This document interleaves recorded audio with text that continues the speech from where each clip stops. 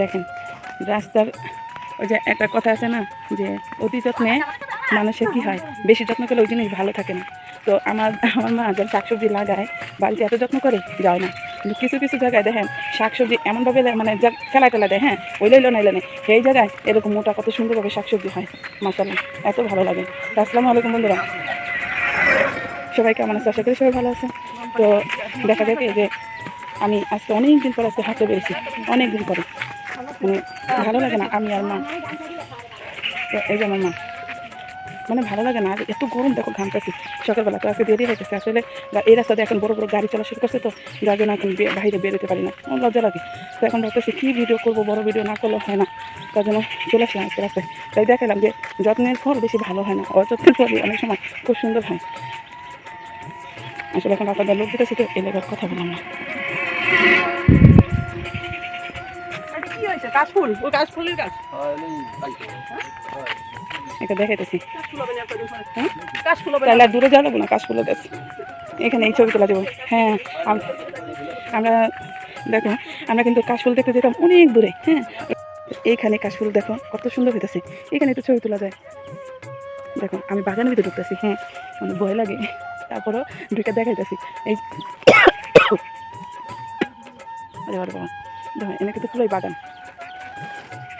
দেখছো আশেপাশে কেউ নেই কিন্তু পোক আছে, দেখো কত সুন্দর না।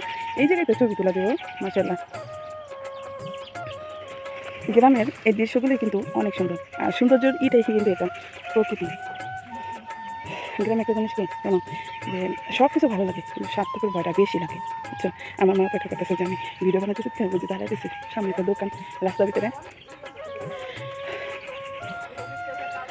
দেখো কত সুন্দর একটা দৃশ্য, কিনা কেমন লাগতেছে একটু জানা, কত সুন্দর। ওই লাখখানি খায় মানে আমার 70 মাশাআল্লাহ মাশাআল্লাহ, না সৌদির অবস্থা ভালো না। এই দৃশ্যগুলো অনেক সুন্দর না, গ্রামের দৃশ্য বলতেই কিন্তু এগুলো, হ্যাঁ মানে ঢাকা শহরে গেলে তোমার এরকম দৃশ্যগুলো কখনো অনুভব করতে পারবে না, যেটা এই গ্রামে করা যায়। তার জন্য আমার সবসময় জন্য গ্রামের সব কিছুই ভালো লাগে। আর সকালে বের হলে এইগুলো দেখা যায় বেশি, বুঝছো, কিন্তু বের হয় না। ওই যে রাস্তায় লোকজন গাড়ি ঘোড়াই লেগে ভিডিও তৈরি করলে কেরা কি মনে করে, এই ধরে কিছু করি না, বুঝছো না, অনেকে তো জানে না যে আমি ভিডিও তৈরি করি।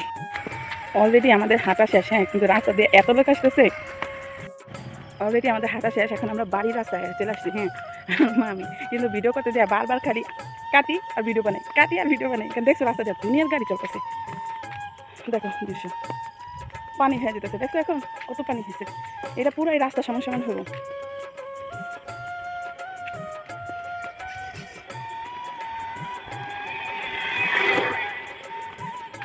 দেখো পানি আলাদার মধ্যে, এই সকালবেলার দৃশ্যগুলো এমনিতেই অনেক সুন্দর।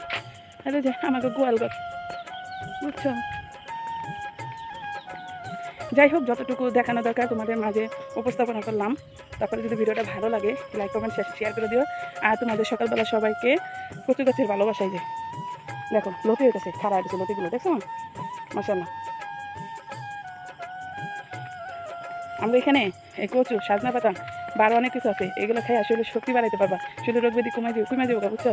আর একটা মানুষের সবসময় যদি তুমি সাজনা পাতা যদি ভর্তা বানায় খাও না, তোমার শরীরের রক্তটা কিন্তু মানে ভালো থাকে, বা শরীরে যে মানুষের শরীরে পানি আসে না, মোটা হয়ে যায় বা হয়ে যায়, সাজনা পাতা যদি তুমি সবসময়ের জন্য খাও, এটা তোমার শরীরের জন্য সেই রক্তটা চুষা নেয়। হ্যাঁ তো সাজনা পাতা আমার মা ওইভাবে ভর্তা বানায় না, মানে এমনভাবে ভর্তা বানায় জিনিসটা এত মজা লাগে যে সব কিছু ফেট সাজনা পাতা দিয়ে তুমি অনেক খেতে পারবা। তো যাই হোক বন্ধুরা, তোমরা সবাই ভালো থেকো, আল্লাহ হাফেজ।